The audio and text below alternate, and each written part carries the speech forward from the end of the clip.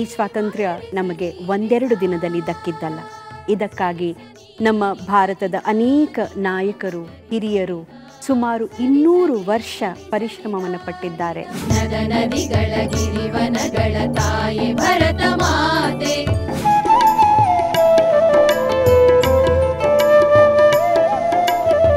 ನಿಷ್ಠೆಯಿಂದ ದುಡಿದು ಮಡಿದು ನಾಡಿನೇಗೆ ಗೈಯುವ, ಸ್ಪಷ್ಟ ದೃಷ್ಟಿ ಇಟ್ಟು ರಾಷ್ಟ್ರ ಲಕ್ಷ್ಯ ಕಾಯುವ, ದೃಷ್ಟ ನಿಲುವಿನಲ್ಲಿ ನಮ್ಮ ಧೃತಿಯ ಪಟ್ಟುಗೊಳಿಸುವ, ಶ್ರೇಷ್ಠರೆಂದೇ ನಮ್ಮ ನಾವು ಜಗಕ್ಕೆ ತೋರಿಕೊಳ್ಳುವ, ಮಾತೆ ಮಂದಿರ ಶಾಶ್ವತ, ಮಾತೆ ಮಂದಿರ ಶಾಶ್ವತ.